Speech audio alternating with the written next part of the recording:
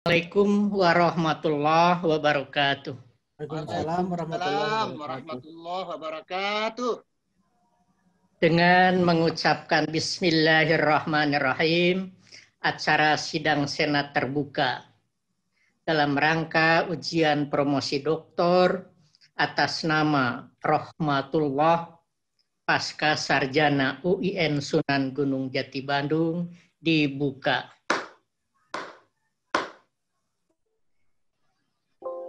Bapak dan Ibu yang saya hormati, ujian atau promosi atas nama Rohmatullah akan terdiri dari dua sesi. Yang pertama, penyampaian pertanggungjawaban akademik, dan yang kedua, sesi pengujian yang diawali dengan ekspos ringkasan penelitian. Baik, kita mulai memberikan kesempatan kepada yang terhormat Bapak Profesor Dr. Muhibbin Syah untuk menyampaikan pidato pertanggungjawaban akademik. Terima kasih. Bismillahirrahmanirrahim. Assalamualaikum warahmatullahi wabarakatuh. Waalaikumsalam warahmatullahi wabarakatuh. Yang terhormat Ketua Senat UIN Sunan Gunung Jati Bandung, Rektor UIN Sunan Gunung Jati Bandung, Direktur Pasca Sarjana UIN Sunan Gunung Jati Bandung, Ketua dan Sekretaris Sidang Terbuka, Ketua Program Studi S3 Pendidikan Islam, para guru besar dan para oponen ahli yang sangat terpelajar, dan hadirin para pemirsa Zoom promosi yang mulia. Dengan memanjatkan puji dan syukur kehadirat Allah Subhanahu wa Ta'ala, perkenankan kami tim promotor yang terdiri atas Profesor Dr. Haji Nanat Fatah Nasir MS, Profesor Dr. Hajjah Aan Hasanah MED, dan saya sendiri Muhibbin Syah untuk menyampaikan pertanggungjawaban akademik disertasi atas nama Promovendus Rohmatullah NIM 3170210019 dengan judul Pendidikan Akhlak Hemat Energi. Penelitian di MTS Ar-Raudhah dan MTS Yapisa berbasis santren. Sidang ujian terbuka disertasi dan ujian promosi doktor ini merupakan kelanjutan dari proses bimbingan yang telah diikuti Promovendus selama mengikuti program pendidikan doktor pendidikan Islam sejak tanggal 28 Agustus 2017. Promovendus yang memiliki latar belakang pendidikan tidak linier. Saya ulangi. Promovendus yang memiliki latar belakang pendidikan tidak linier dengan pendidikan saat ini sedikit mengalami kesulitan dalam penelitian dan penulisan disertasi. Namun, kesulitan ini dapat diatasi melalui bimbingan, konsultasi, diskusi yang cermat dan intensif dengan tim promotor. Kesulitan juga dapat diatasi dengan memperhatikan bantahan, kritik, dan saran dari tim oponen ahli dan guru besar yang terdiri atas Profesor Dr. Haji Supiana MAG, Dr. Ahmad Muhammad Eri Hadiana MPD, Dr. Yedi Purwanto MAG, Profesor Dr. Haji Khairul Rahman MPD, dan Profesor Dr. Haji Uus Ruswandi. Hadirin yang mulia, Promovendus Rahmatullah lahir di Jakarta 23 Agustus 1978. Anak keempat dari 7 bersaudara pasangan Haji Muhammad Yusuf dan Hajjah Mas'ah. Pendidikan dasar sampai tinggi sarjana di Jakarta, SD 04 Semper Barat, Pesantren Asy-Syubhan Cakung, MTS Umdatur Rasyikhin Cakung, SLTA Perguruan Cikini, dan Sarjana Teknik Industri Universitas Persada Indonesia tahun 85 hingga 2004. Pendidikan Magister Teknik Sistem Industri IPB Bogor pada tahun 2005 sampai 2008. Lalu yang terakhir pendidikan Doktor Pendidikan Islam UIN Sunan Gunung Jati Bandung mulai 2017 hingga saat ini.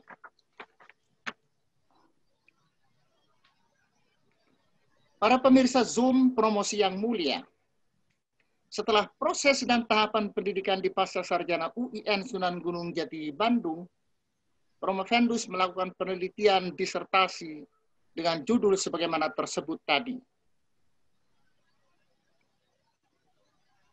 Promovendus menyatakan bahwa pendidikan sering dipahami semata-mata sebagai pengajaran, sehingga tidak mengherankan jika potret dunia pendidikan kita saat ini adalah pendidikan yang minus karakter karena hanya terfokus pada capaian yang bersifat kognitif.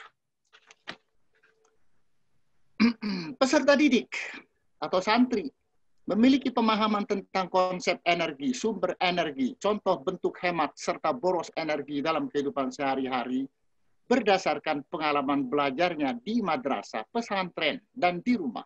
Namun peningkatan pengetahuan atau pemahaman hemat energi ini ternyata belum selaras atau belum linier dengan perubahan akhlak dalam sikap dan berperilaku peserta didik terhadap kelestarian lingkungan, khususnya penggunaan sumber energi listrik dan air secara wajar sesuai dengan kebutuhan, baik di pesantren dan pondok pesantren maupun di rumah mereka.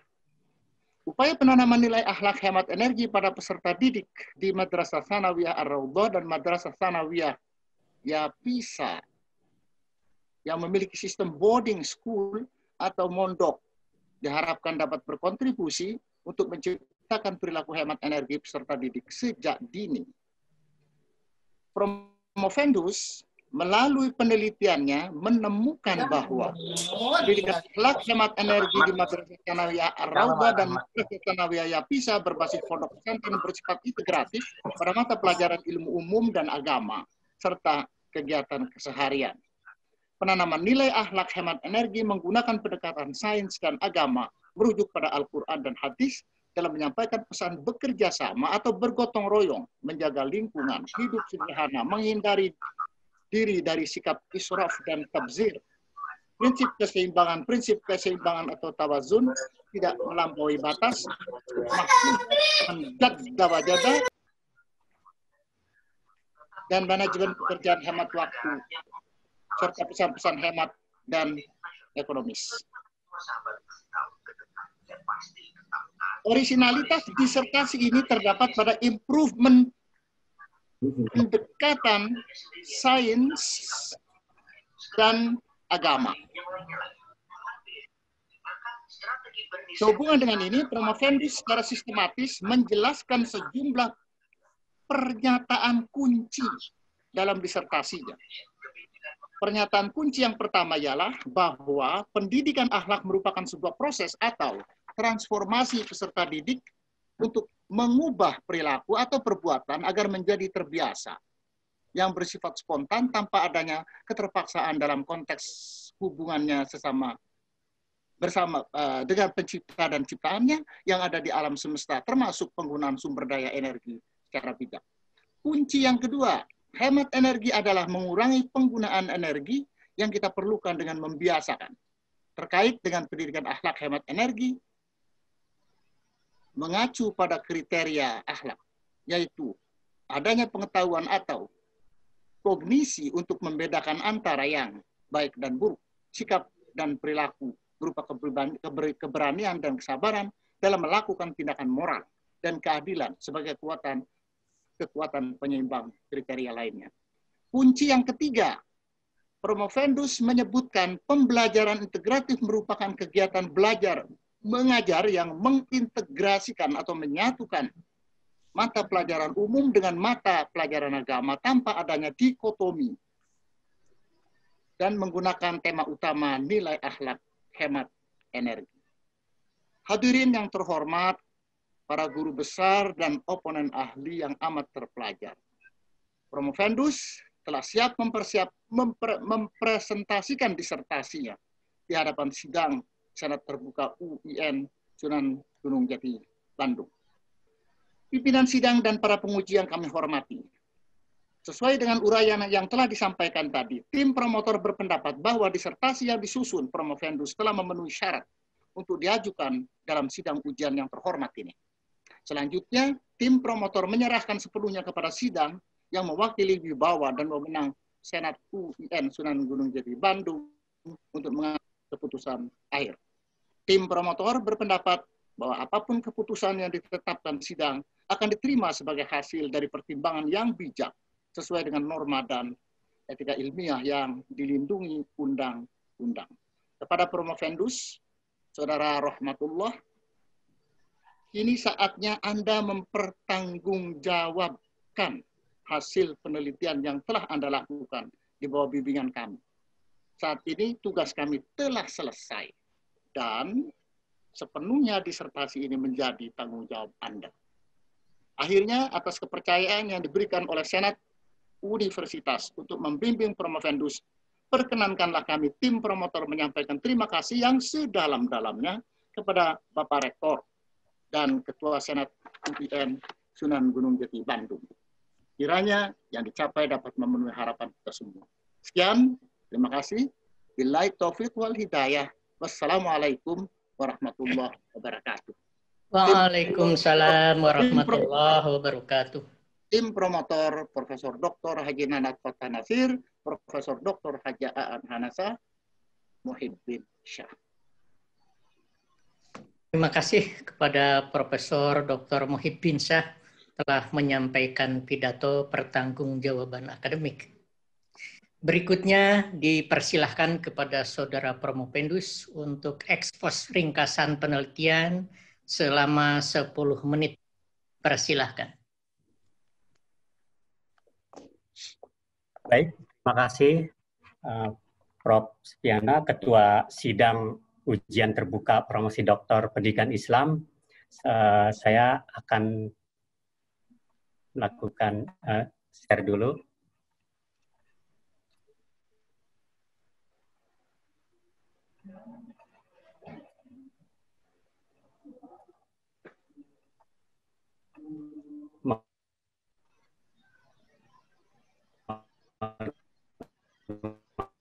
Maaf, Bapak Ibu Prof sudah terlihat? Ya, sudah. Baik, sudah terlihat?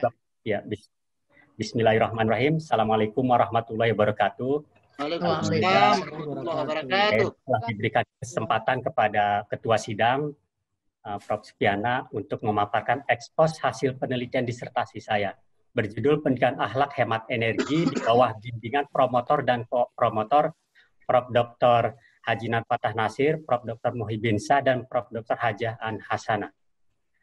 Sebelum saya menyampaikan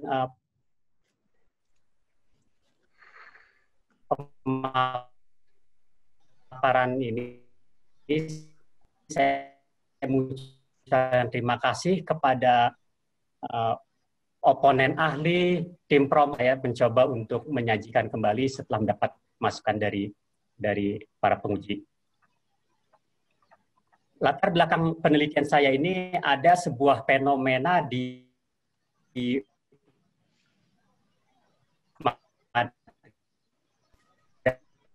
madrasah maupun di pesantren bahwa pemahaman literasi energinya. Nah, di sini saya coba memperhatikan dari berbagai kegiatan, baik di kegiatan harian maupun di pembelajaran.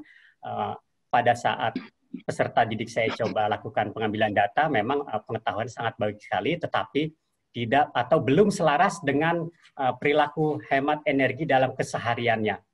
Nah, selanjutnya ada sebuah temuan juga di lapangan bahwa kegiatan penanaman akhlak hemat energi di madrasah dan pesantren walaupun sudah ada tetapi memang belum terprogram atau tersistem secara ada sebuah interkoneksi.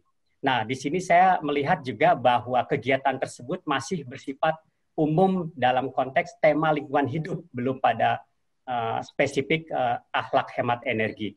Walaupun akhlak hemat energi itu bagian dari lingkungan hidup. Nah, tentunya dua fenomena ini kalau kita ingin perdalam lagi, ini menjadi sebuah penelitian yang menarik karena memang di berbagai negara ini menjadi sebuah masalah, walaupun di negara yang berpendidikan maju sekalipun mengalami kendala yang serupa gitu. Nah, ditambah lagi saat ini madrasah mempunyai tren pembelajaran berbasis ICT. Nah, di situ menggunakan berbagai perangkat alat elektronik dan listrik yang menggunakan energi listrik maupun penggunaan air dalam kehidupan sehari-hari untuk kegiatan pendukung dan utama pembelajarannya. Nah, generasi kita juga termasuk generasi post millennial Z atau generasi thumbnailia yang memang sudah sangat populer sekali dengan peralatan-peralatan elektronik. Nah, berdasarkan dua latar belakang ini yang saya coba kaitkan dengan isu-isu global, nasional maupun lokal sampai dengan di tingkat madrasah dan pesantren, maka saya mencoba untuk melakukan penelitian ini dengan tujuan mengidentifikasi program dan kebijakan pendidikan akhlak hemat energi di kedua lokus. Nah, dalam hal ini adalah MTS Ar-Raudhah dan MTS Yapisa berbasis pesantren di Kabupaten Bandung. Nah, tujuannya menganalisis program dan sampai dengan nanti akan merumuskan sebuah sintesis model sebagai hasil dari refleksi dan renungan hasil penelitian selama beberapa periode kebelakang. Nah, kerangka model yang menjadi paradigma penelitian saya ini adalah pendekatan open system, sistem terbuka, di mana sumber inspirasinya adalah paradigma keilmuan integrasi holistik wahyu memandu ilmu. Nah, tentunya di sini saya akan menggunakan grand teori etika Islam, middle teorinya perilaku, dan apply teorinya adalah teori pembelajaran integratif yang mengkaitkan tema sentral dengan berbagai ilmu dan multidisiplin dari kegiatan mata pelajaran yang ada di madrasah dan pesantren.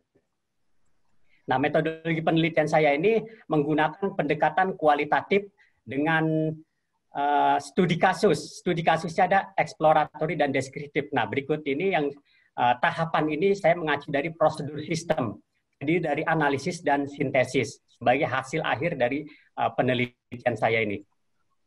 Adapun lokus di madrasah berbasis pesantren Ar-Raudhah dan Yapisa seperti saya telah sebutkan sebelumnya, hasil pembahasan dan temuan penelitian saya bahwa profil lokus kedua madrasah tersebut pada awalnya adalah pesantren, yang selanjutnya karena adanya kebutuhan terhadap masyarakat di sekitar untuk memodernisasi pendidikan, maka dijadikan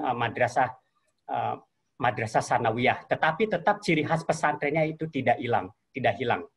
Nah, adapun nomenklatur pendidikan akhlak hemat energi yang saya coba temukan di dalam kedua lokus tersebut, dia tidak mengenal hemat energi, tetapi dia mengenalnya akhlak cinta lingkungan. Dan dia bisa malah dia menyebutnya akhlak gotong royong penataan lingkungan. Nah, tentunya ini selaras dengan kebijakan madrasah dan pesantren yang salah satu tujuannya adalah menghasilkan lulusan yang berakhlak mulia. Dan kita tahu juga bahwa program ini sudah menjadi bagian dari kurikulum 2013 dan di kurikulum pesantren tersebut. Nah, adapun penanaman nilai pendidikan akhlak hemat energi yang saya coba temukan di kegiatan pembelajaran di madrasah, ada di kegiatan mata pelajaran IPA dan PAI, dan kegiatan keseharian. Nah, tentunya pembiasaan ini dilakukan dengan menggunakan berbagai metode, karena metode dalam penanaman pendidikan akhlak hemat energi bersifat holistik dan komprehensif. Jadi tidak ada metode pengajaran yang berdiri sendiri tanpa saling terkait dengan metode yang lain. Nah, dalam hal ini ada pengajaran, peneladanan, pemotivasian, dan penegakan aturan. Adapun nilai-nilai akhlak hemat energi ini secara umum, tetapi dalam praktiknya saya coba temukan di lapangan ada dalam nilai-nilai yang dilakukan oleh guru IPA dan PAI serta aktor yang ada di madrasah dan pesantren itu terkait dengan ada isrof, ada tabzir, ada gotong royong, hidup sederhana, dan ada juga mahfuzo, manjada, wajada. Nah, terus ada juga nanti pesan-pesan yang dikaitkan dengan hemat atau ekonomi secara umum. Nah, terkait dengan tujuan penelitian capaian program, saya menemukan bahwa peserta didik mendapatkan pengalaman belajar, tetapi memang dari aspek perilakunya memang belum selaras dengan dengan tingkat pengetahuan atau pemahaman yang dia miliki.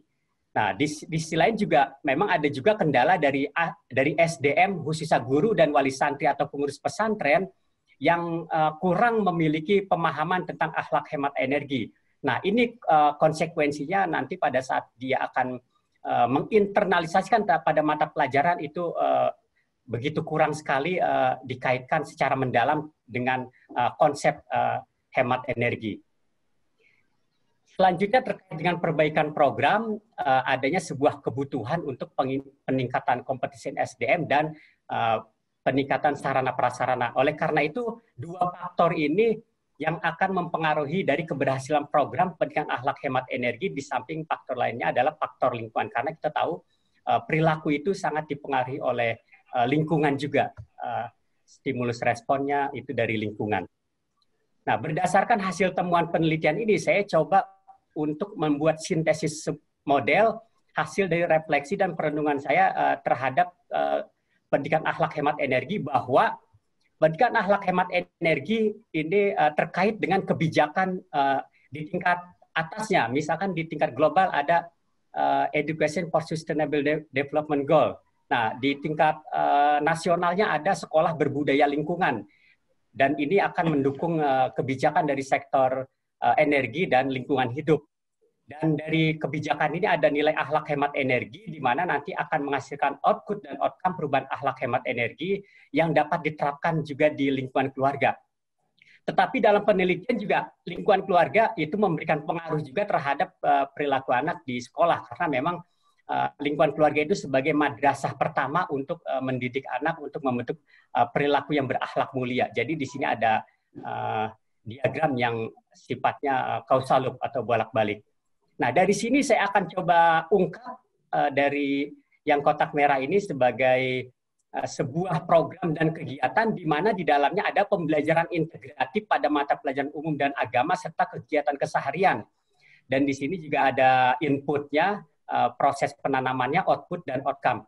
Nah, dari sini saya coba mensintesiskan lagi bahwa di dalam kotak merah ini saya coba sederhanakan bahwa hasil model yang saya coba rumuskan ini saya lihat sebagai sebuah model segitiga pendidikan akhlak hemat energi, di mana nilai akhlak hemat energi sebagai tema terpusat akan dipancarkan kepada keseluruhnya mata pelajaran umum maupun agama. Nah, di sini ada sebuah integrasi antara sains dan agama dalam mata pelajaran umum maupun agama dan kegiatan keseharian di pesantren. Nah, tentunya model sintesis yang saya coba rumuskan tadi, jika ingin diimplementasikan, maka saya mencoba menawarkan sebuah gagasan bahwa ini nanti akan bisa dilakukan dengan melakukan perencanaan gagasan dulu, dimulai dari mengidentifikasi pemangku kepentingan dulu. Nah, selanjutnya ada nilai akhlak hemat energi, dan di sini ada aspek yang harus kita gali datanya, meliputi program, penanaman nilai, evaluasi dan perbaikan, serta faktor yang mempengaruhi program. Nah, setelah saya analisis dan sintesis, maka menghasilkan sebuah model konseptual pendidikan akhlak hemat energi. Nah, tentunya ini kalau diimplementasikan nanti, maka akan didukung oleh perangkat program. Dan di sini saya perangkat programnya ada materi nilai akhlak hemat energi, ada dokumen pembelajaran pada mata pelajaran maupun kegiatan keseharian, dan nanti proses implementasinya dengan menggunakan beberapa sintaks.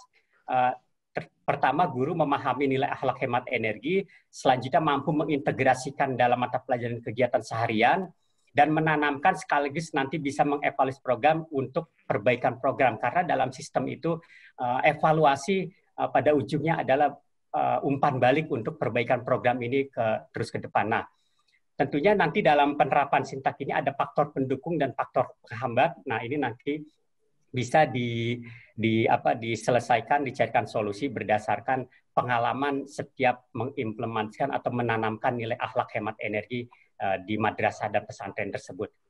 Selanjutnya akan menjadi sebuah output dan outcome pendidikan yang peserta didik terbiasa secara sadar dan sekarang melakukan hemat energi. Nah, adapun hasil penelitian saya ini mempunyai kebaruan dari beberapa penelitian yang saya coba kaji. Penelitian yang sudah ada pada umumnya masih terkait dengan pendidikan akhlak karakter secara umum, teologi lingkungan, dan ekopesantren. Tetapi belum ada yang langsung membahas terkait dengan pendidikan akhlak hemat energi. Di dalam penelitian literasi energi pun ini saya coba melihat sepanjang sepengetahuan saya mengkaji dari beberapa jurnal nasional dan internasional, pada umumnya instrumen yang dibangun adalah instrumen literasi energi, integrasi pada mata pelajaran umum, dan kegiatan lainnya. Nah, oleh karena itu pendidikan akhlak hemat energi yang saya coba identifikasi ini memiliki kebaruan tipe 2, tipe improvement pada pendekatan sains dan agama. Selanjutnya kesimpulan dari hasil penelitian saya bahwa pendidikan akhlak hemat energi sudah bersifat integratif tematik sains dan agama. Artinya sudah tidak ada dikotomi atau pemisahan antara ilmu umum dan ilmu agama, mata pelajaran umum dan mata pelajaran agama. Di sana sudah mengintegrasikan nilai-nilai tersebut secara holistik dan integratif. Penanaman nilai tentunya di sini melibatkan peran serta peserta didik yang digali mengacu pada ajaran Islam dan kekhasan madrasah dan pesantren. Nah, adapun evaluasinya adalah peningkatan SDM agar berkompeten untuk memahami materi nilai akhlak hemat energi dan cara prasarana sehingga nanti mampu mengintegrasikan dalam mata pelajaran maupun kegiatan seharian. Nah, faktornya yang mempengaruhi adalah SDM dan faktor lingkungan. Nah, terkait simpulan, saran dan rekomendasi, maka produk penelitian ini menjadi kekayaan intelektual dari Wahyu Memandu Ilmu. Oleh karena itu nanti ke depan ini dapat dikembangkan lagi secara komprehensif karena pendidikan akhlak itu bersifat komprehensif, tidak hanya di satu lokus saja. Dia harus memiliki keterkaitan di semua lokus, di keluarga, madrasah, dan masyarakat. Nah, ini untuk keberhasilan dari pendidikan akhlak hemat energi. Adapun pengembangan pendidikan akhlak hemat energi di rumah ini menjadi solusi pada masa pandemi COVID saat ini, karena memang sekarang ini pembelajaran banyak dilakukan secara jarak jauh dengan menggunakan berbagai perangkat teknologi informasi dan komunikasi. Oleh karena itu, ini menjadi momentum sekali penelitian ini dilanjutkan untuk pengembangan model pendidikan akhlak hemat energi di rumah.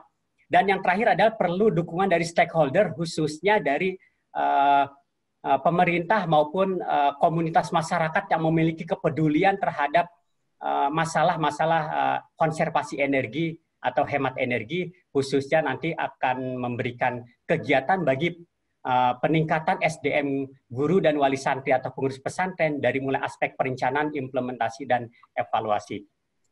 Sekian pemaparan ekspos penelitian saya selama kurang lebih 10 menit, dan saya mengucapkan terima kasih kepada para penguji, promotor, oponen ahli, dan guru besar. Selanjutnya saya kembalikan lagi kepada Ketua Sidang. Billahi taufiq wal hidayah.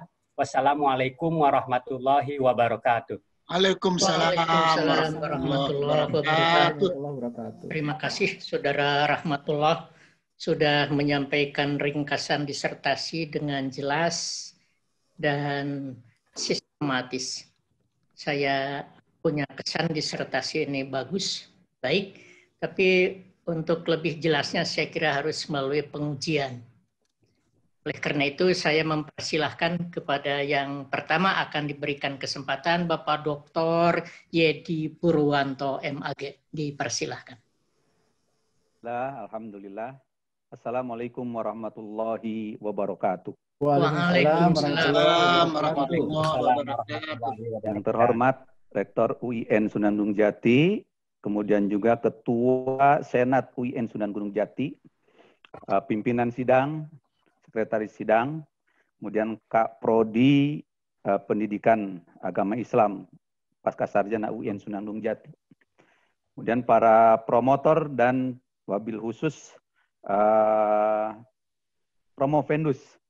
Saya memiliki kesan bahwa yang bersangkutan kebetulan sering iktikaf di masjid kami di Salman, juga sering bersinggungan dengan program-program di Salman. Sehingga kajian ini saya meyakini bahwa selain merupakan kajian apa yang merupakan basic knowledge dari yang bersangkutan, ini juga hasil interaksi sosial dengan kawan-kawan kami di Masjid Salman Institut Teknologi Bandung.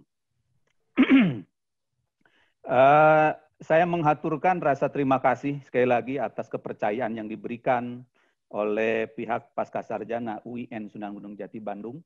Ini merupakan satu integrasi yang secara nyata, ya, di mana lembaga pendidikan yang berbasis ilmu-ilmu keagamaan seperti UIN ini diintegrasikan dengan apa yang tadi dikaji dan juga dibahas, yaitu dengan Institut Teknologi Bandung. Ini suatu wujud nyata integrasi yang betul-betul terjadi. Saudara Promopendus, yang ingin saya sampaikan, yang pertama mengucapkan selamat Anda sudah berhasil untuk memperbaiki dari apa-apa yang pernah saya sampaikan pada beberapa bulan yang lalu di ujian tertutup, dan sudah disampaikan perbaikan-perbaikan seperti yang disebutkan tuh. Kemudian masih ada sebagaimana pepatah mengatakan, tidak ada gading yang tak retak. Ini dalam rangka untuk lebih melengkapi dari apa yang Saudara Promopendus torehkan di dalam karya yang baik ini.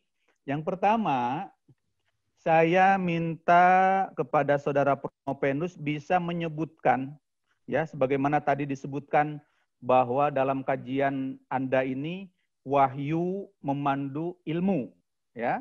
Tapi saya ingin mendapatkan sedikit saja dari Saudara Promopendus, sebutkan ayat-ayat, ya. Saya yakin banyak, ya. Apalagi menurut Gus Purwanto, ya, salah seorang guru besar yang sekarang mengabdi di Surabaya, dia alumni dari ITB, ya, ahli fisika. Dia mengatakan bahwa 750 lebih ayat itu berbicara tentang ilmu kealaman. Cuman 150 yang berbicara tentang hukum fikih. Nah, ini saya minta karena berkali-kali Anda menyebutkan, ya, ada integrasi antara sains dan agama. Tapi ayat-ayatnya saya minta supaya saudara nanti menyebutkan. Ya, ada beberapa yang cukup mewakili tentang kajian hemat energi. Yang kedua, terkait dengan akhlak hemat energi ini, dikaitkan dengan PJJ yang sekarang dialami oleh anak-anak kita, tingkat sanawiyah, SMP, SMA juga, ya kan ya. Ini kira-kira apakah masih relevan, ya, bahwa hemat energi itu masih bisa disebutkan atau masih bisa diungkapkan, sementara sekarang ini kita melihat konsumsi listrik, ya, itu sampai kita harus diimpor dari Malaysia cukup besar. Nah, ini bagaimana kira-kira untuk mengakalinya supaya hemat energi tetap terjadi, tetapi capaian-capaian atau outcome-based learning dari siswa-siswa yang menjadi lokus riset Anda itu tetap bisa tercapai.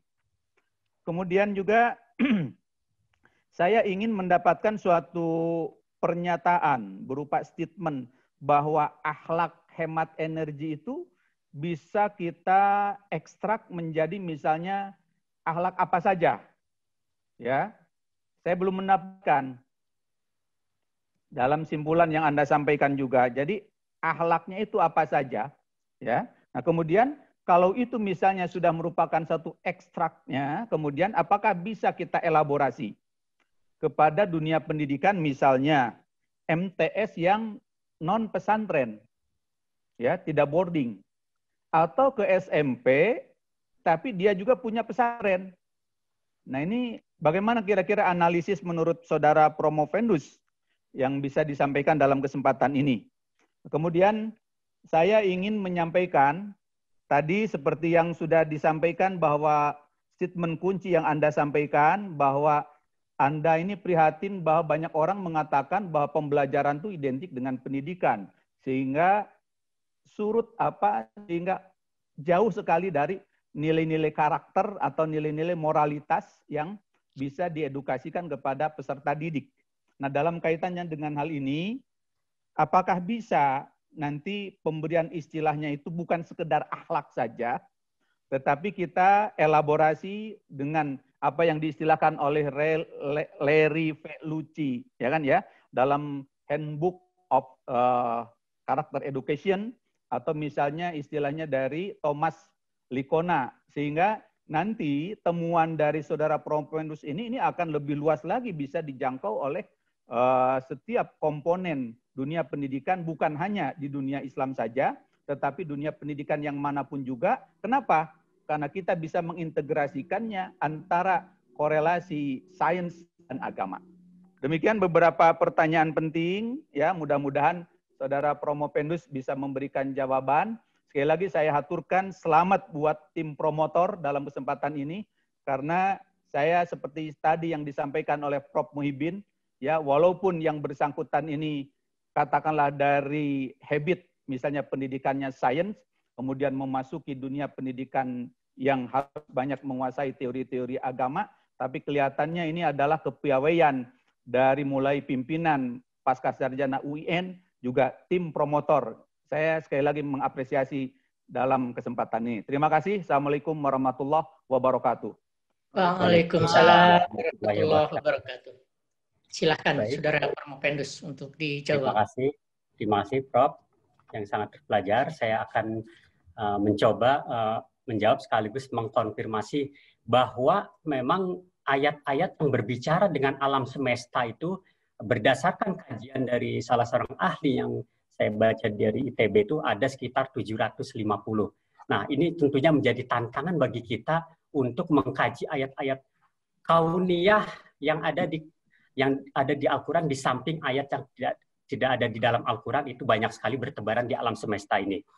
Nah, salah satu ayat yang saya coba sampaikan di sini lengkap dengan redaksinya adalah Bismillahirrahmanirrahim, surah Ar-Rum ayat 41.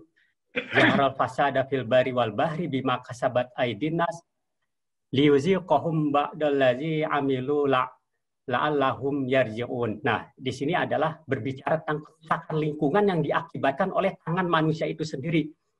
Nah, tentunya nanti di sini banyak sekali yang ayat-ayat lain seperti tidak boros tafsir Al-Isra ayat 26 sampai dengan 27 dan Al-An'am yang bicara dengan israf dan lain-lainnya terkait dengan pesan-pesan Al-Quran yang berbicara tentang matahari, air, dan angin yang itu telah dikaji oleh sains dapat menjadi salah satu sumber energi yang ramah lingkungan hidup atau energi hijau.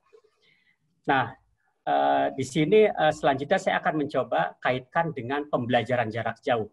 Nah, ini menjadi salah satu tantangan kita. Memang ke depan kita tidak tahu pandemi ini terjadi, semua orang baru mengalami. Penelitian yang saya lakukan pada saat sebelum pandemi ini, saya tidak terpikir dulu akan terjadi pandemi, makanya saya lakukan di pembelajaran di sekolah berbasis pesantren. Walaupun demikian, model ini bisa menjadi model dasar untuk dikembangkan ke dalam pendidikan di rumah. Karena model ini adalah model generik yang bisa ditransferability. Tentunya nanti ada beberapa karakteristik yang perlu dipertimbangkan.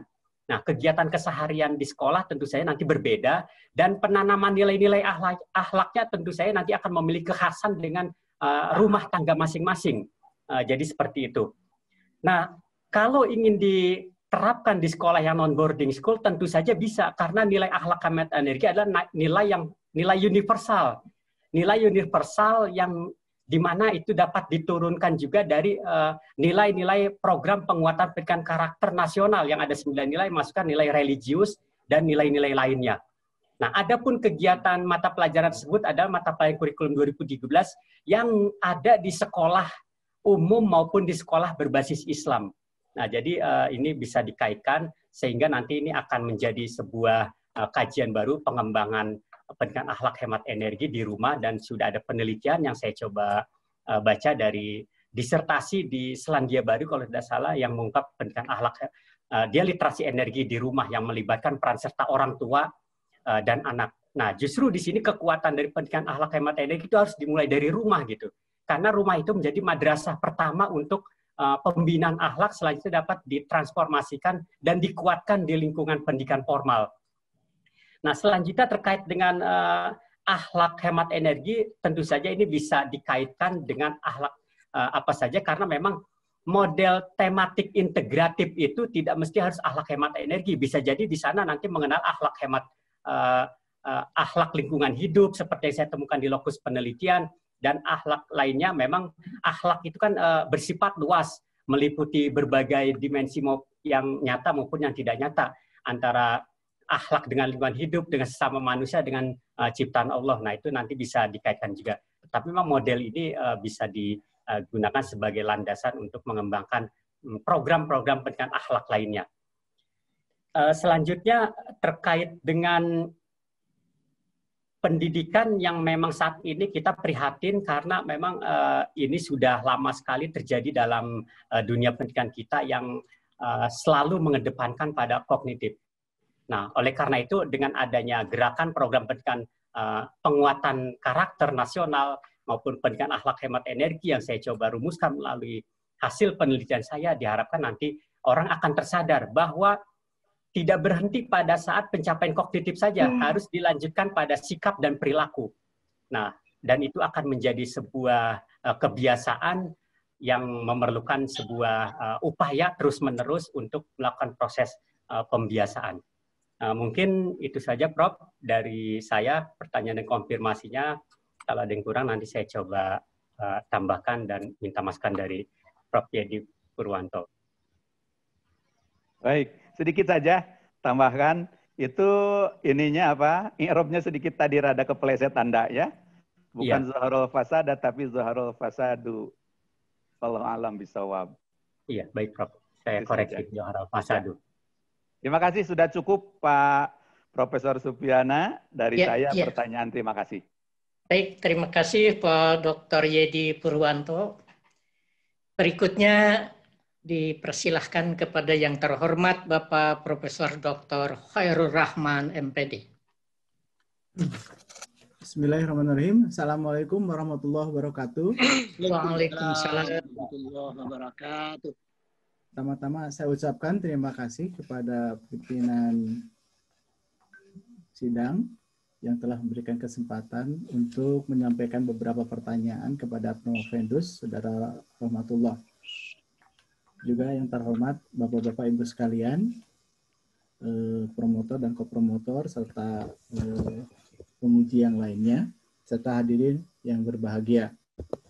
Pertama-tama saya ucapkan selamat kepada Saudara Rahmatullah yang telah menyelesaikan disertasi pendidikan akhlak hemat energi sesuai dengan atau berkelanjutan dengan ujian tertutup beberapa waktu yang lalu. Maka saya membaca sudah banyak perbaikan dan penyempurnaan dalam disertasi ini, dan mudah-mudahan pada hari ini Saudara Promovendus bisa memantapkan dan memberikan argumen-argumen terhadap pertanyaan-pertanyaan khususnya yang akan saya sampaikan.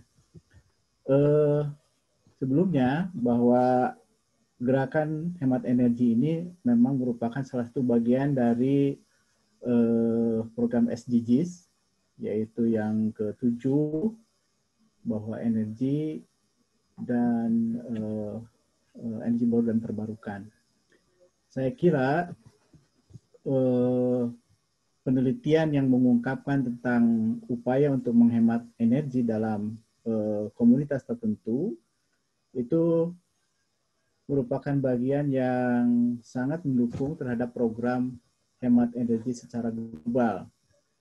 Termasuk juga hemat energi di tengah-tengah pandemi seperti sekarang ini. Mungkin dari penelitian ini akan muncul berbagai pemikiran-pemikiran yang orisinil yang mendukung terhadap program tersebut. Nah, untuk memastikan bahwa Saudara Promovendus dapat mempertahankan pemikiran-pemikiran yang terdapat di dalam disertasi ini, saya izinkan untuk saya akan menyampaikan beberapa pertanyaan. Yang pertama, bahwa pendapat dan temuan yang sudah Promovendus ungkapkan di dalam disertasi ini memang tidak bisa lepas dari pemikiran-pemikiran dan temuan-temuan yang sudah dilakukan sebelumnya. Nah, berkaitan dengan itu, saya melihat bahwa untuk kesimpulan nomor 1 dan nomor 2 pada disertasi ini mungkin berkaitan dengan beberapa temuan dan pendapat lain yang sudah diungkapkan di dalam bab 2 khususnya. Nah, mohon Saudara Promovendus untuk menjelaskan secara singkat, padat, dan jelas pendapat dan temuan manakah yang paling signifikan yang memberikan kontribusi terhadap rumusan kesimpulan nomor 1 dan nomor 2. Itu yang pertama. Kemudian yang kedua, saya membaca kesimpulan disertasi yang ketiga, itu masih ada beberapa kata yang menurut pendapat saya masih belum jelas. Oleh sebab itu, saya mohon penjelasan secara singkat dari kesimpulan Saudara Profesor untuk kesimpulan yang nomor 3. Kemudian yang ketiga,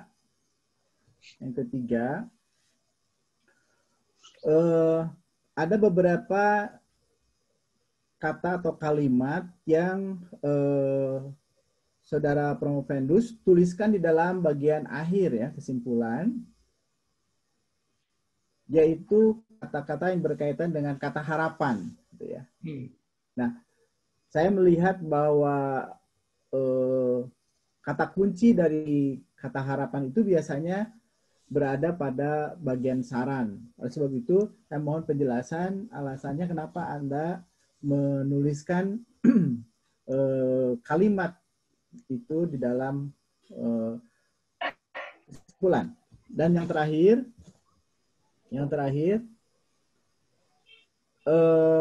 bagaimana kontribusi terbaik ya dari temuan yang telah Anda lakukan melalui rangkaian penelitian ini di dalam meningkatkan mutu ya, dan citra secara nyata dari keberadaan madrasah dan pesantren sebagai bagian dari komunitas masyarakat dunia dari temuan yang Anda peroleh dari penelitian ini.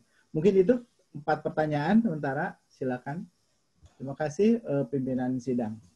Baik, terima kasih Prof. Khairul Rahman yang sangat terpelajar. Saya coba mengkonfirmasi bahwa kesimpulan 1 dan 2, mana yang faktor yang signifikan, saya melihat semuanya penting. Karena memang pendidikan akhlak itu tidak bisa hanya dilakukan pada aspek pengajaran saja, tetapi itu harus melibatkan semua metode pembiasaan, penanaman nilai dengan peneladanan dan penegakan aturan. Hanya saja memang di lokus penelitian saya memang ada sesuatu hal aspek yang memang belum baik, misalkan dari aspek penegakan aturan maupun dari aspek pembiasaan dan peneladanan. Nah, ini sekali lagi memang terkait dengan kompetensi guru yang belum banyak paham terkait dengan materi akhlak hemat energi.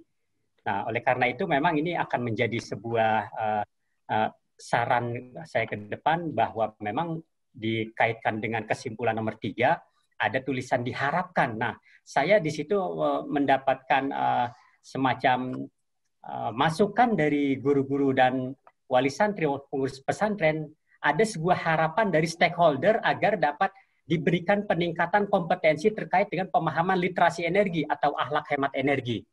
Nah, mungkin itu saya kaitkan juga di kesimpulan yang ketiga, di samping itu menjadi saran dari rekomendasi perbaikan program ini ke depan agar menjadi lebih baik. Nah, tentunya model ini bisa berkontribusi secara luas dan ini akan menjadi model awal yang bisa dikembangkan pada mata pelajaran lainnya. Nah, misalkan begini, dalam mata pelajaran IPA itu yang saya coba ambil datanya dikaitkan dengan pembelajaran konsep energi. Padahal di pembelajaran IPA itu semuanya bisa dikaitkan karena memang ini materi yang bersifat IPA itu kan mata pelajaran bersifat integrated science, sains terpadu. Nah, tentu saja nanti bagaimana cara pengajarannya tentu nanti akan menggunakan pengajaran berbasis saintifik, menggunakan cara berpikir dan penyelidikan yang khas pada mata pelajaran IPA dengan melibatkan peserta didik melakukan eksperimen, observasi, dan melakukan penyimpulan untuk agar peserta didik tersebut nanti mampu untuk memutuskan dan mengambil keputusan sendiri terkait dengan upaya-upaya hemat energi yang harus dilakukan di lingkungan atau alam sekitar madrasah dan sekolah. Nah, dan ini nanti akan menjadi sebuah model besar juga apabila nanti ini bisa diadopsi oleh sekolah-sekolah lain seperti saya sudah sampaikan. Tentunya nanti sekolah lain juga pada saat menerapkan ini bisa jadi model dasarnya sama, dikaitkan dengan mata pelajaran umum dan agama serta kegiatan keseharian, tetapi nanti tergantung kemampuan guru di situ. Kalau nanti guru itu melihat ya hanya bisa dikaitkan dengan mata pelajaran tertentu, nah tentunya itu nanti akan menjadi karakteristik dan keunikan dari masing-masing madrasah dan pesantren tersebut. Nah, saya juga sudah mencoba melakukan pendekatan partisipatori kepada guru maupun wali santri dan pesantren. Kira-kira apa saja yang bisa diintegrasikan, dan di situ ternyata banyak sekali masukan-masukan dari ilmu sosial IPS bisa dikaitkan, dari PPKN untuk membangun cinta NKRI itu bisa dimasukkan dengan nilai akhlak hemat energi. Dari sejarah kebudayaan Islam pun bisa dilakukan karena ada di SKI itu mata pelajaran terkait dengan kompetensi penanaman nilai-nilai Rasulullah dan juga para sahabatnya serta penanaman nilai-nilai dari para ulama di Nusantara ini, Wali Songo, dan itu bisa dikaitkan dengan akhlak hemat energi dari aspek kesederhanaan hidup dari para panutan bagi umat Islam tersebut. Barangkali itu Prof. Baik, terima kasih. Masih ada Pak Khairul? Cukup ya. Baik. Ya, terima kasih. Pak Promopendus itu beruntung sekali memperoleh penguji yang luar biasa. Kalau yang tadi Pak Dr. Yedi berlatar belakang agama tapi mengabdi di perguruan tinggi di ITB. Kalau Prof. Khairul ini berlatar belakang sains teknologi walaupun pendidikan, tetapi mengabdi di lembaga pendidikan Islam. Jadi ya, saya tertarik juga ingin mempromosikan Saudara Promopendus. Kalau tadi diinformasikan aktif juga di Masjid Salman Institut Teknologi Bandung ya, di ITB. Ya, jamaah setia. Ya, itu tidak harus disebutkan Bandungnya. ITB ada orang sudah tahu ITB itu Bandung. Tapi kalau lokus penelitian atau judul disertasi Anda, ini pendidikan akhlak hemat energi di MTS Ar-Raudhah, ya PISA, itu orang nggak tahu di mana itu makhluknya, itu tempatnya. Yang bagus itu kan menjawab tentang apa dan di mana gitu. Jadi menurut saya ketimbang mencantumkan kata berbasis pesantren, lebih baik diganti dengan lokus di Bandung. Sebab menjawab pertanyaan Pak Dr. Yedi tadi, ini bisa digunakan di mana saja, bukan hanya yang berbasis pesantren. Jadi saya perlu juga penjelasan mengapa tidak disebutkan lokasinya di Bandung. Kemudian itu nanti harus dijelaskan juga dalam teks bahasa Inggrisnya, berbasis pesantren itu apa itu dalam teks Inggrisnya? Tidak ada itu berbasisnya, itu langsung boarding school. Nah, kemudian yang kedua tadi teori terapan yang digunakan adalah diinspirasi oleh wahyu memandu ilmu, yang isinya itu mengintegrasikan ilmu-ilmu dengan meminjam ilmu-ilmu umum dan ilmu-ilmu agama atau integrasi ilmu. Saya ingin mengaitkan ini dengan model segitiga. Coba bisa ditampilkan lagi model integrasi segitiga tadi, ada pengetahuan umum, pengetahuan agama, kemudian ada akhlak mulia. Bisa ditampilkan Pak Promopendus? Ya, baik Prof. Ya.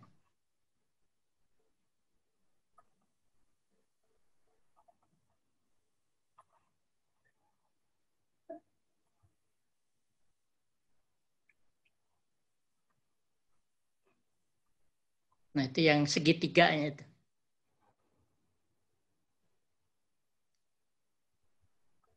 Nah, itu ya. Kalau ada enggak menggunakan atau diinspirasi oleh teori wahyu memandu ilmu, itu nanti jadi lebur yang disebut dengan pengetahuan umum, pengetahuan agama. Nah, saya ingin dapat pandangan dari saudara, yang tepat itu menggunakan istilah apa agar tidak nampak adanya dikotomi keilmuan. Itu dua pertanyaan itu yang ingin saya dapatkan. Mudah-mudahan Saudara Promopendus bisa menjelaskannya. Terima kasih. Ya, baik Prof. Prof. Supiana, terima kasih. Saya akan mencoba mengkonfirmasi terkait dengan judul di madrasah berbasis pesantren. Memang pada awalnya madrasah tersebut adalah madrasah yang dibangun oleh pesantren. Dan ini terkait dengan sejarah perkembangan pesantren di Indonesia yang banyak diinisiasi oleh madrasah, baik diinisiasi oleh pesantren. Nah, saya melihat di kedua lokus tersebut memiliki kekhasan seperti ini. Jadi saya ingin mempertahankan bahwa di situ memang tidak ada nilai-nilai pesantren yang luntur. Artinya kurikulum tradisional pesantrennya pun masih terus diterapkan. Oleh karena itu saya masih tetap mempertahankan judul tersebut yang dalam bahasa Inggrisnya Islamic Boarding School. Nah, memang ini tipe sekolah yang berasrama. Tetapi memang asrama dalam konteks pesantren itu adalah pondok bagi tempat tinggal para santri. Nah, mungkin itu untuk penambahan lokus di Kabupaten Bandung. Insya Allah nanti saya coba tambahkan perbaikannya agar untuk lebih diketahui oleh masyarakat. Mungkin tidak seperti UIN Bandung, ITB yang tidak dikatakan ada Bandungnya, tapi UIN Sunan Gunung Jati dan ITB orang udah tahu posnya di Bandung. Nah, mungkin untuk memperjelas akan saya coba tambahkan. Nah, inspirasi WMI ini saya mengambil filosofinya bahwa integratif bersifat holistik memang di situ akan melebur antara ilmu umum dan ilmu agama. Nah, tetapi memang dalam penelitian saya menyajikan dengan model segitiga karena memang kekhasan di sana seperti segitiga saya melihatnya. Karena pembelajaran integratif di sana menegakkan tiga pilar agama, Islam, iman, dan ihsan. Nah, ihsan ini ada dari refleksi dari akhlak mulia. Nah, di samping juga segitiga ini saya mencerminkan bahwa nilai akhlak hemat energi yang berada di tengah itu sebagai sebuah sumber energi dari matahari yang dipancarkan ke seluruh penjuru. Nah, dalam konteks ini dipancarkan ke seluruh penjurunya di mata pelajaran umum dan agama serta kepada kegiatan keseharian. Jadi memang saya menggunakan segitiga ini, saya coba terinspirasi hasil dari perenungan dan refleksi dari data-data lapangan dan data hasil-hasil teori yang saya coba bangun sehingga menjadi sebuah bentuknya seperti segitiga ini, Prof. Ya, baik. Terima kasih. Ya, yang pertama tadi terima kasih mau dicantumkan Bandungnya. Sebab di bab 1 itu tidak ada, di bab 5 tidak ada, baru ketemu ada Bandung Kabupaten itu di bab 3. Ya, baik, selanjutnya saya persilahkan kepada penguji berikutnya dari guru besar yang terhormat Bapak Profesor Dr. Uus Ruswandi, MPD.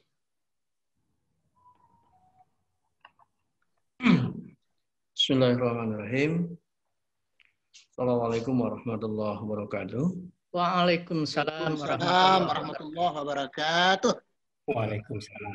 Terima kasih pimpinan sidang yang terhormat, seluruh promotor, para penguji lain, para oponen ahli, dan tentu saja saudara Promopendus yang hari ini memasuki tahap akhir dari rangkaian kegiatan kuliah di program S3 Pendidikan Islam. Mungkin ada 3 hal yang ingin saya dapatkan konfirmasi dari saudara Promopendus. Nah, untuk yang pertama, saya sepakat dengan apa yang disampaikan oleh Prof. Khairu, begitu ya. Jadi kata diksi harapan itu ada pada kesimpulan nomor 3 dan nomor 4 menurut saya. Jadi saya kira itu untuk dipertimbangkan begitu ya. Sebab kalau misalnya simpulan itu memang merupakan jawaban dari tujuan penelitian yang dinarasikan pada bab 4. Sementara kata-kata harapan dan sebagainya lazimnya itu diletakkan pada rekomendasi. Saya kira untuk poin nomor 3 dan 4 itu sangat jelas, ada diharapkan, ada mengharapkan dan sebagainya. Oke, Pak Rahmatullah, pada beberapa hal saya mendapati termasuk juga dalam kesimpulan, pertanyaan saya satu atau 2 lah begitu ya. terkadang Anda menyebutkan dengan pendekatan sains dan agama. Di lain kesempatan, Anda juga mengatakan integrasi sains dan agama. Apakah kedua istilah itu identik atau berbeda? Silakan. Baik, terima kasih Prof. Usriswandi yang sangat terpelajar. Untuk diksi harapan nanti saya coba perbaiki lagi untuk menjadi lebih pas tempatnya di rekomendasi. Selanjutnya terkait dengan pendekatan sains dan agama integrasi, pada intinya dalam disertasi saya adalah sama, karena integrasi itu adalah pendekatan, di mana kalau dalam paradigma keilmuan ada 3 pendekatan. Pendekatan sekuler, pendekatan integrasi, dan pendekatan islamisasi. Nah, jadi saya menggunakan integrasi dalam konteks sebuah pendekatan keilmuan antara sains dan agama. Oke, saya kira nanti Pak Rahmatullah juga bisa mempelajari disertasinya Dr. Elsa ya. Di situ ya, baik, plus ada wahyu memandu ilmu itu menjadi 10 ya. Ada model integrasi, konfirmasi, etik dan lain sebagainya. Saya kira itu bisa dipelajari lah sebagai bagian dari itu. Sehingga yang saya harapkan itu di dalam disertasi yang Anda susun ada konsistensi yang jelas begitu ya. Sehingga pada kesempatan tertentu Anda mengatakan integrasi, di kesempatan lain juga Anda mengatakan pendekatan sains dan agama. Kemudian yang kedua, Pak Rahmatullah, dalam simpulan yang Anda kemukakan bahwa penanaman nilai pendidikan akhlak hemat energi itu dilakukan melalui penanaman, melalui pendekatan sains dan agama.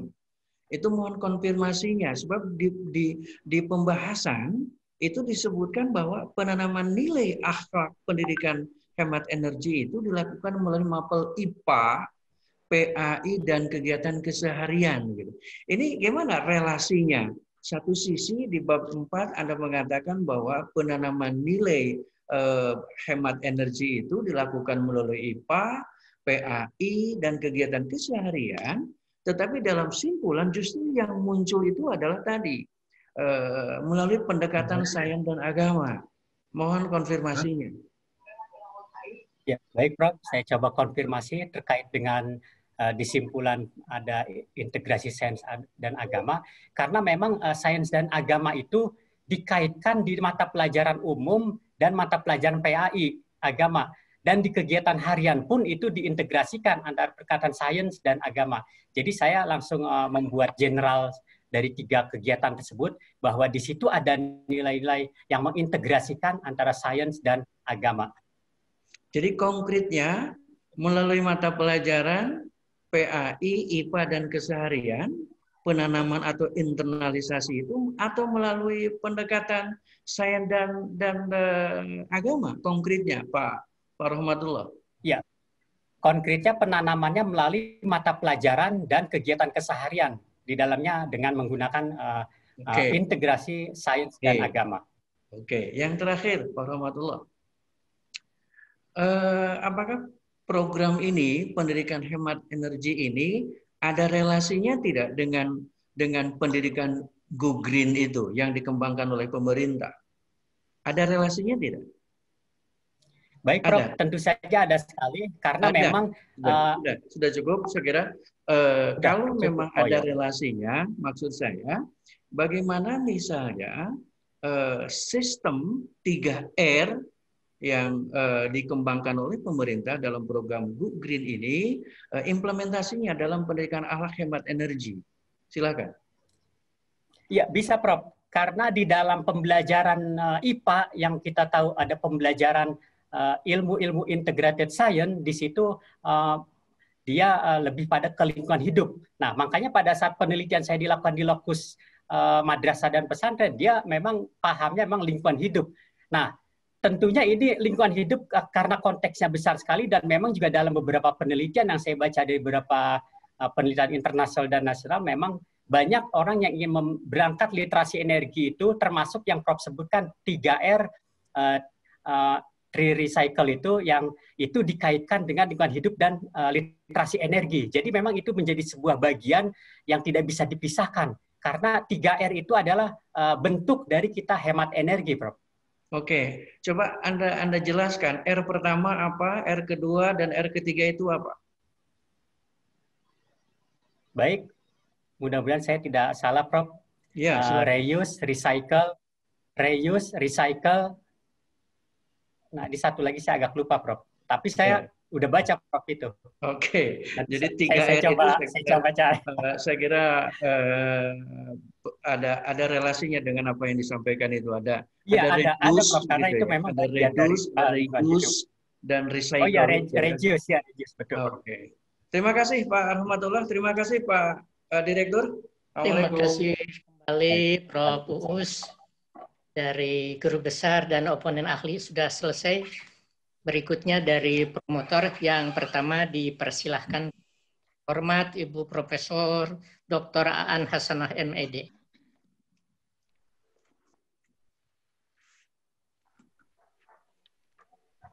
Bentar. Oke, terima kasih. Terima kasih pimpinan sidang. Ada suaranya? Ada, jelas. Jelas. Terima kasih. Pertama saya ingin menyampaikan salut dan apresiasi yang tinggi kepada Saudara Promovendus. Sebagai promotor tentu ini perlu saya sampaikan karena disertasi ini dikerjakan dengan sangat cermat dan teliti serta konsistensi yang tinggi sehingga menghasilkan produk penelitian yang menurut saya memenuhi seluruh aspek keilmiahan dari sebuah penelitian. Bahkan dari disertasi ini, studi pendahuluannya sudah menghasilkan 2 publikasi yang sudah publish, kemudian 1 sedang proses review, dan tentu saja ini belum masuk yang tema besarnya ya. Jadi tema besar dari disertasinya malah belum dipublikasi. Mudah-mudahan ini juga bisa tembus ke Scopus Q1 ya. Saya optimis karena memang dari sisi penelitiannya memang bagus. Saudara Promovendus walaupun tidak memiliki jenjang S1 S2-nya tidak linier dengan pendidikan zigzag, tetapi karena memiliki kemampuan metodologi yang bagus sehingga penelitian ini menjadi bagus. Yang kedua, saya tentu sebagai promotor harus mempromosikan dan ingin mempromosikan bahwa memang disertasi ini bagus. Oleh karena itu, saya ingin sedikit bergeser ke ingin pendapat Saudara Promovendus sebagai sebentar lagi insya Allah menjadi doktor dalam bidang pendidikan Islam. Hemat itu nilai salah satu nilai progresif ya. Kalau Prancis Fukuyama itu menyebut bahwa nilai progresif itu kebalikan dari nilai statis. Salah satunya adalah hemat, itu yang membuat satu negara itu maju karena nilai progresif ini menjadi modal sosial. Nah, ini sudah dibuktikan bahwa hemat itu misalnya seperti Singapura, kemudian Cina, kemudian India, Korea Selatan ya. Nah, kenapa mereka memiliki nilai-nilai yang progresif dan menjadi lokomotif peradaban baru? Itu karena mereka memiliki karakter hemat, gitu ya. Nah, persoalannya saya ingin pandangan Anda ini, bahwa kenapa di negara Muslim itu hemat ini nilai progresif hemat ini tidak menginternalisasi, gitu ya. Nah, sehingga relatif misalnya negara-negara Islam itu cenderung boros misalnya gitu ya, cenderung ini. Nah, apakah misalnya dengan penelitian ini Anda ingin membuktikan atau bisa dibuktikan bahwa kita bisa kok memiliki nilai progresif hemat, terutama misalnya dalam masalah energi gitu ya. Tapi bagaimana Anda mengkomunikasikan secara akademik pada dunia akademik global bahwa masyarakat Islam juga punya itu nilai progresif hemat itu, yang itu bisa menjadi modal sosial dan menjadi peradaban booster peradaban baru gitu ya. Ini menarik soalnya karena apakah misalnya masyarakat Islam itu secara teologis tidak boleh hemat ya, tidak boleh pelit, hemat diartikan pelit gitu ya. Tidak boleh pelit karena di situ harus ada sodako, harus ada berbagi untuk yang lain, harus humble dan seterusnya. Di Bandung misalnya tadi negara-negara baru yang tadi saya sebut itu, kok mereka memiliki hemat dan mereka maju gitu ya. Menurut pandangan Anda? Ya, baik. Prof. Hasanah yang sangat terpelajar, memang ini kondisi Indonesia memang yang kaya dengan sumber daya alam, jadi memang kita banyak sekali sumber-sumber yang bisa jadikan energi ya. Nah, tentunya ini menjadi salah satu faktor juga kenapa kita tidak begitu peduli dengan hemat energi ini, dan itu menjadi tantangan saya nanti ke depan bahwa energi kita memang terbatas gitu. Jadi biar bagaimanapun kita harus melakukan upaya pendekatan perilaku hemat energi. Dan memang ada dua pendekatan, ada pendekatan efisiensi dan konservasi. Nah, efisiensi salah satunya dengan menggunakan teknologi hemat energi.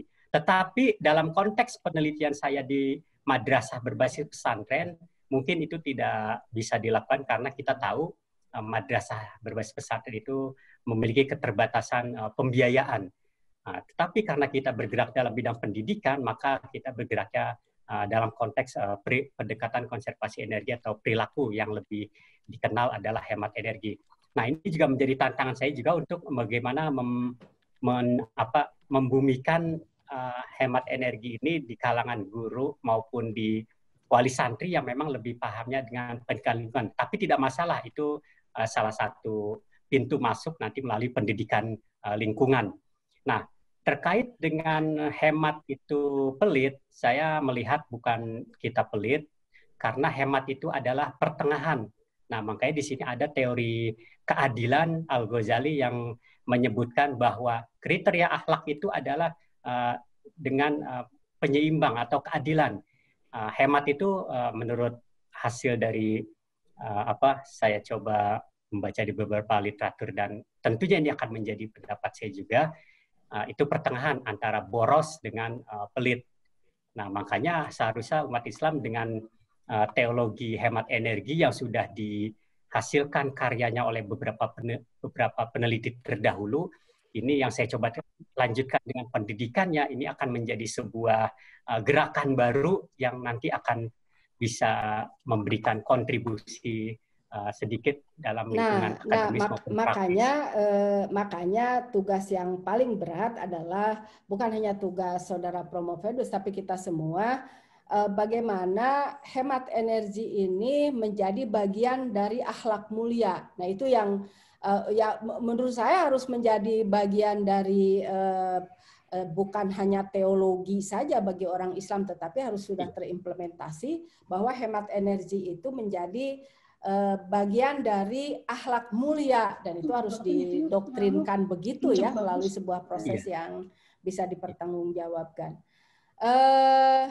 Ya bagus itu ini, tapi izinkan saya menyapa ini teman-teman ya yang dari Kementerian ESDM, kemudian saya yang pernah diundang ke sana, terima kasih. Yang join di luar ya, terima kasih. Ini bagi kepala pusat kalau join ini Bapak beruntung punya menambah satu SDM doktor yang nanti ahli di bidang karakter hemat energi ini, yang mudah-mudahan menjadi pusat kajian baru ya di kantor ESDM ini. Dan selamat. Itu pimpinan sidang Terima kasih dari saya komentarnya. Terima kasih kembali Prof. Aan. Yang berikutnya dipersilahkan kepada yang terhormat Bapak Profesor Dr. Muhyiddin Syah. Baik, terima kasih. Bismillahirrahmanirrahim. Selamat kepada Promovendus Rahmatullah. Anda telah berhasil menyelesaikan laporan penelitian Anda. Dan laporan penelitian Anda berupa disertasi ini bagus. Sekali lagi bagus. Bagus bukan karena selesai saja, melainkan juga karena memang bagus materi dan metodologinya. Sekali lagi selamat. Kewajiban saya selaku salah seorang promotor ialah mempromosikan Anda menjadi doktor beberapa saat lagi. Dan insya Allah lulus menjadi doktor. Tapi sebelum itu saya minta klarifikasi mengenai beberapa hal. Pertama, tentang pengalaman Anda selama meneliti. Menurut Anda, apa yang Anda rasakan sebagai sesuatu yang menyulitkan ketika Anda melakukan penelitian yang khas ini? Singkat saja. Ya, baik Prof. Baik Prof. Muhyiddin Syah yang sangat terpelajar. Pengalaman saya yang kesulitan karena memang saya baru pertama kali ini menggunakan pendekatan paradigma naturalistik, maka di situ saya banyak sekali tantangan terkait dengan pemerolehan data, di mana saya sebagai peneliti bergerak sebagai instrumen langsung, jadi tidak menggunakan pendekatan kuantitatif yang menggunakan instrumennya adalah kuesioner.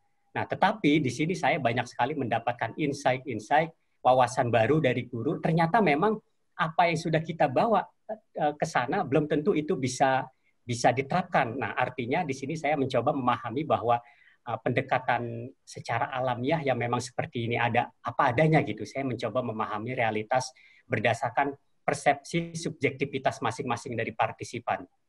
Bagus. Yang kedua, saya ingin tahu state of the art dari hasil penelitian Anda ini apa? Ya, baik. Untuk kebaruan yang saya coba sampaikan dari hasil penelitian saya adalah pendidikan akhlak hemat energi yang mengintegrasikan antara sains dan agama. Dan ini berdasarkan sepanjang pemahaman saya membaca beberapa hasil penelitian terdahulu, fokusnya hanya pada pendekatan pada mata pelajaran dan kegiatan lainnya.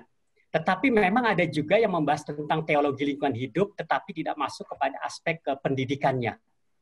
Mungkin seperti itu, Prof. Dan pendidikan tentang ekopesantren fokusnya kepada lingkungan hidup. Tetapi di situ dia sudah melakukan upaya perumusan antara pendekatan agama dengan ilmu umum. Bagus. Atau sains. Bagus. Saya melihat dalam disertasi Anda ada model hipotetik. Model hipotetik yang Anda tawarkan sebagai produk penelitian. Menurut Anda, model hipotetik ini dapatkah diterapkan di pesantren-pesantren salafi yang tidak ada sekolahnya, tidak ada madrasahnya? Sementara Anda kan meneliti di boarding school, pesantren yang di dalamnya ada sekolah atau madrasah. Nah sekarang, dapatkah penawaran gagasan atau produk penelitian Anda itu diterapkan di pesantren salafi atau pesantren tradisional supaya mereka juga melakukan mereka juga punya sikap dan perilaku hemat energi? Ya, baik, Prof. Tentu saja nilai akhlak hemat energi adalah sebuah nilai universal.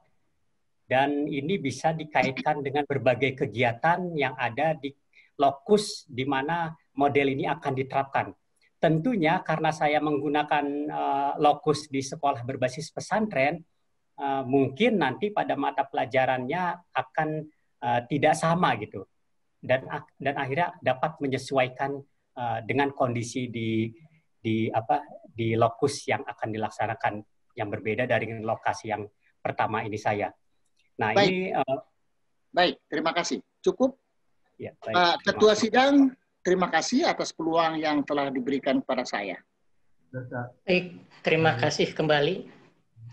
Dan yang terakhir, kami akan beri kesempatan kepada Ketua Promoter yang terhormat Bapak Profesor Dr. Nanat Patah Natir, MS. Ya, terima kasih kepada semua penguji oponen, juga promotor, yang telah memberikan pertanyaan dan masukan.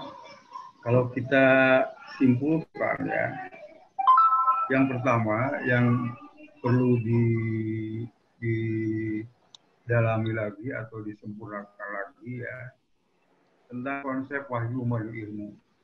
Jadi banyak pertanyaan-pertanyaan ya, baik secara normatif, ayat-ayat Qur'annya atau hadis, maupun secara empirik.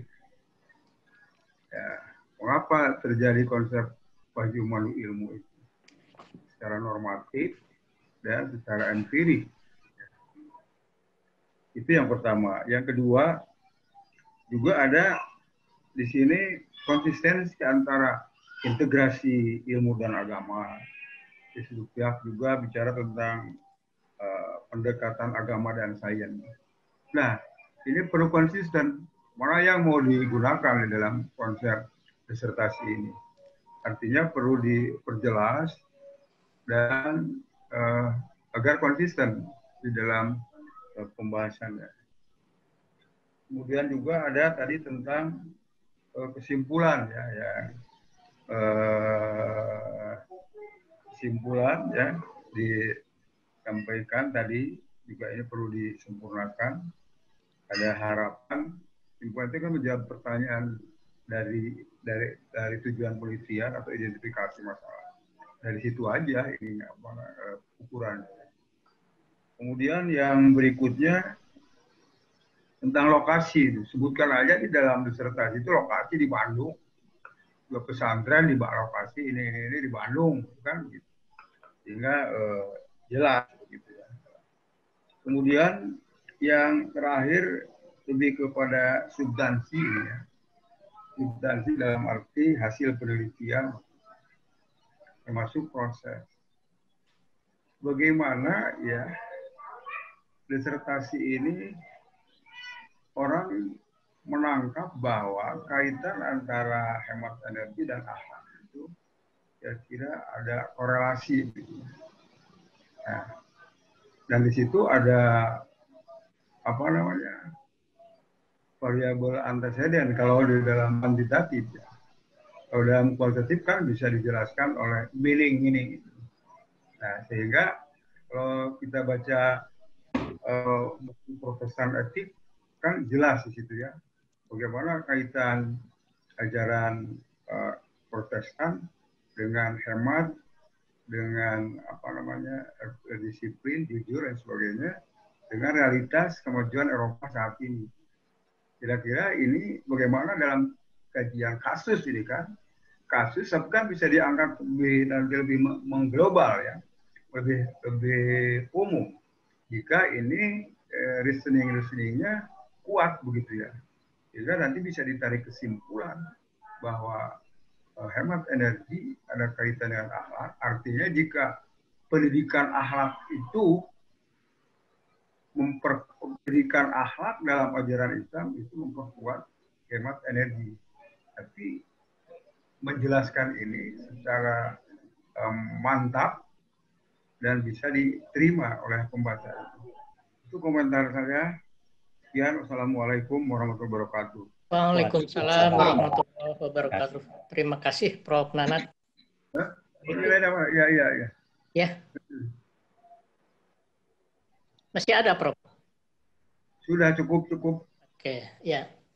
Baik, berikutnya kita akan menentukan kelulusan Saudara Promopendus sambil menunggu rekap nilai dari tata usaha. Saudara Promopendus dipersilahkan untuk istirahat sejenak, jangan terlalu jauh. Kami akan menunggu rekap nilai di tata usaha. Terima kasih komentar-komentarnya. Saya informasikan bahwa nilai rata-rata ujian harian dan promosi termasuk tertutup 3,91. Dengan pujian. Iya. Ya, jadi ya mungkin jadi cum laude dengan IPK tertinggi bisa jadi nanti pada baru pertama ya Prof ya yang kalau sampai 39 mah baru ya. Alhamdulillah. Silakan dipanggil lagi. Baik, Pak Rohmatullah dipersilakan untuk bergabung kembali. Saudara Promopendus sudah bergabung lagi. Berikutnya akan saya sampaikan keputusan tim penguji sidang terbuka program Pascasarjana Sunan Gunung Jati Bandung. Hasil ujian promosi doktor atas nama Promopendus Rohmatullah nomor induk 31702100019 berdasarkan kepada nilai harian dan nilai ujian tertutup serta terbuka, maka saudara Promopendus dinyatakan lulus, memperoleh indeks prestasi kumulatif 3,91 dengan judisi. Alhamdulillah Rabbil Alamin. Kepada saudara Rohmatullah diberi gelar doktor dengan segala hak yang melekat pada gelar tersebut. Saudara Dr. Rahmatullah tercatat sebagai doktor ke-510 diluluskan program Pascasarjana UIN Sunan Gunung Jati Bandung dan doktor ke-238 di bidang pendidikan Islam pada program Pascasarjana UIN Sunan Gunung Jati Bandung. Disertasi ini dimohon diperbaiki sesuai arahan dan masukan dari para penguji. Di samping dilanjutkan untuk dibuat naskah eksekutifnya untuk dimasukkan ke jurnal bereputasi. Bandung, 14 Januari 2021, pimpinan sidang Profesor Dr. Supiana MAG ditandatangani. Selamat kepada saudara Dr. Rohmatullah beserta keluarga besar Kementerian ESDM atas prestasi yang diperoleh. Mudah-mudahan berkah.